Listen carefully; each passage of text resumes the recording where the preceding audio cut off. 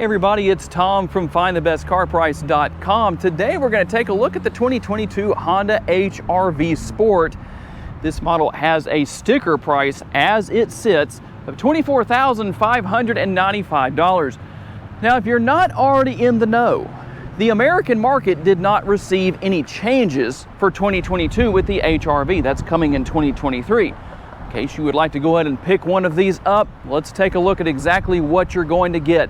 The exterior color on this model is modern steel metallic.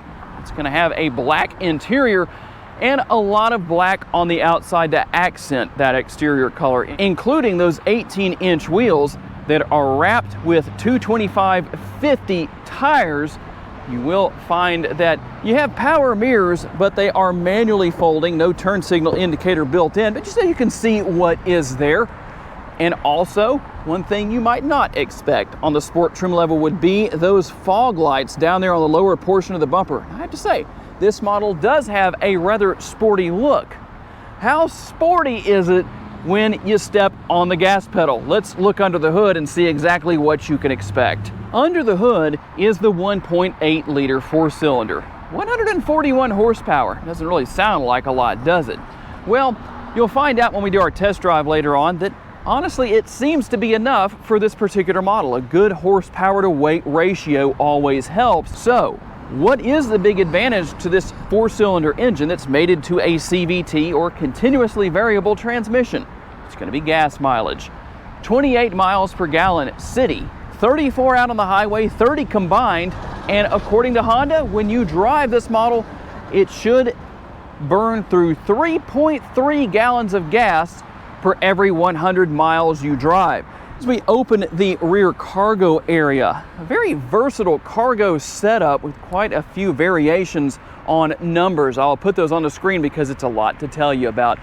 There is a spare tire located underneath the floor, and to maximize cargo space, well, there's actually a couple of different ways you can do that. First of all, you can lower the seat backs, just like that. The 60-40 split seats, you can do that with both sides, or if you want to, you can put that up, and I didn't even mean for that to happen, but there it is already. You can also lift the seats themselves, I should say. Let's not get tongue twisted there. You can lift the seats themselves up, again, on both sides to maximize cargo space. Just taking a look at the passenger side door in the rear, you will notice there's not a very large door bin there. Probably about right for this vehicle, but tell me what you think about that. Only one map pocket. Kind of surprised there's not a map pocket on both seats. That's kind of unusual. And no air conditioning vents in the rear. I don't think that's going to matter because you have such a small interior. I think you'll get enough airflow from the front to keep everyone comfortable here in the rear. You do have a cup holder right here and a 12-volt power outlet, but if you wanted to, you could plug in an adapter right there, and that's going to turn the 12-volt into a USB if so desired. A little bit larger door bin on the passenger side door in the front. You will have manually adjustable seats, but there's one more option on the driver's seat that you don't have here on the passenger seat, but you can still move it back and forth and change the position of the seat back, all that kind of good stuff there. And one thing that is not small here is going to be the size of the glove box. That's basically a conventional size glove box, and there is a pass-through, as you can see right here. At the front of the console, you have more connectivity there with another USB port, or two USB ports, I should say, and a 12-volt power outlet. And a common question I will receive is, does this model have remote start? Not on the sport trim level, but there are trim levels of the HR-V that do have remote start. But you can see your combination of your key, kind of an old school thing right there of sorts, just a key you're going to insert in the ignition and actually turn, and then all of the typical functionality you would expect to see right here on the key itself for lock, unlock, all that good stuff. And here on the driver's side door, a little bit more in the way of accessories than what we would see on the passenger side, controls for your side view mirrors and all that good stuff. Also, you can have the control there if you want to drive in Econ mode. Well, there you go. You can turn traction control off, although with 141 horsepower, I don't know that you could spin the tires with traction control off. Not that you would want to, but you just never know. The steering wheel is manually adjustable, tilt and telescopically, and you have the sport pedals right there. Now, what was that one thing I was talking about that the passenger seat did not have that the driver's seat does have?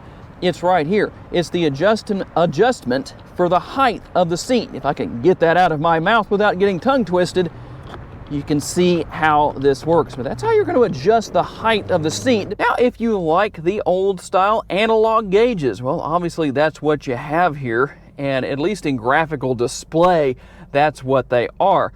And of course, the steering wheel mounted controls. And even though you have that single speed CVT, you can kind of mimic, basically, is what it amounts to, rowing through the gears with the shifter paddles. Let's go over here and take a quick look at the infotainment screen. This button right here, if you push that, you can change the brightness of the screen. For those who maybe haven't had anything like this, the first time you drive at night with this, you might say, oh man, I don't really like that very much. You'll get used to it, but you can dim it if you want to. Obviously, you can pair your phone. There are a lot of great capabilities here, including capabilities for Apple CarPlay and Android Auto. And something that I thought was very interesting that Honda added back with the Ridgeline, but has never really gone away from the HR-V, is this knob right here for controlling the volume of the radio and turning that on and off. Apparently owners wanted to see that return to the Ridgeline, but it's always been here on the HR-V. I don't know for sure if it'll be on the 2023 model. We'll have to wait and see. And of course, you can put the shifter or the transmission into reverse and get a look at that multi-view rear camera. Just in case you didn't know, as we look at the different views, by the year 2020, at least in America, it was mandated that all vehicles were required to have a rear view camera. And of course, you do have single zone climate control. I kind of mentioned this earlier, but I think that's more than enough for this size of interior.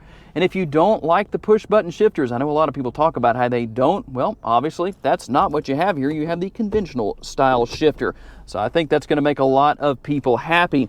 You also have the power parking brake and brake hold mode right here. If you're wondering what exactly is brake hold mode, when you activate this feature, what's going to happen is when you come to a complete stop, the vehicle will actually lock the brakes and will not move again until you touch the gas pedal. So a nice feature there.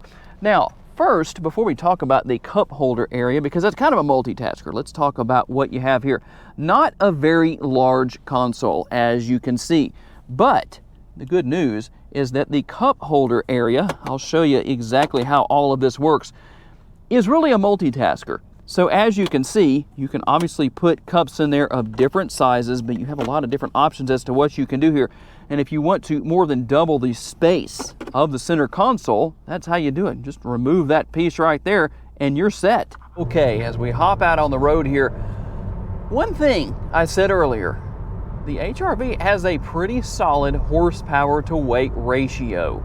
I realize that 141 horsepower, especially in this day and age, just does not sound like a lot, but I'm not having any trouble getting down the road, getting up to speed. The speed limit on this road's only 45 miles an hour, so I didn't really have to push too hard to get there, but I don't necessarily have the experience of having other passengers in the vehicle, maybe a decent amount of cargo in the rear cargo area, but I don't think it's going to be a big issue.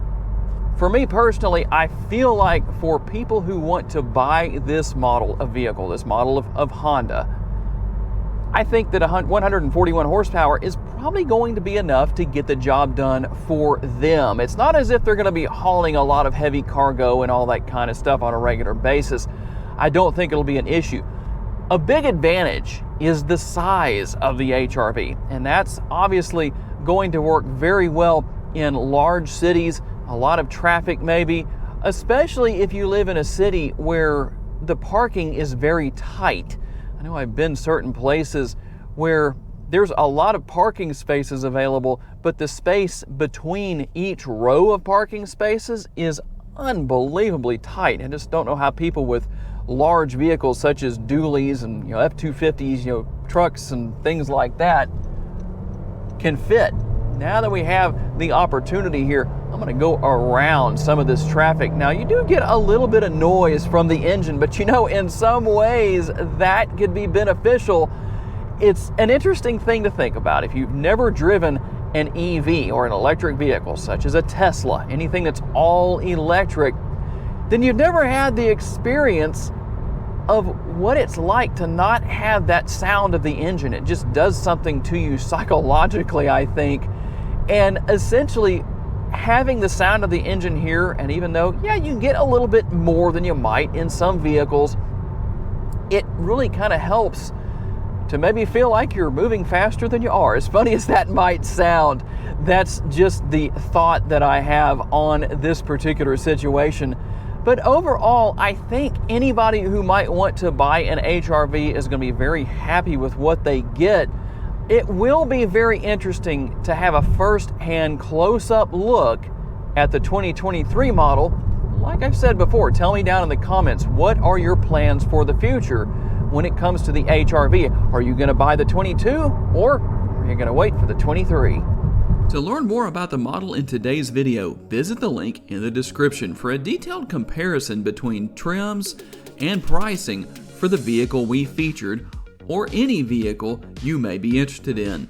These pages feature information such as our recommended trim level based on price, value, and features. Thank you for taking the time to watch today's video. We look forward to seeing you next time.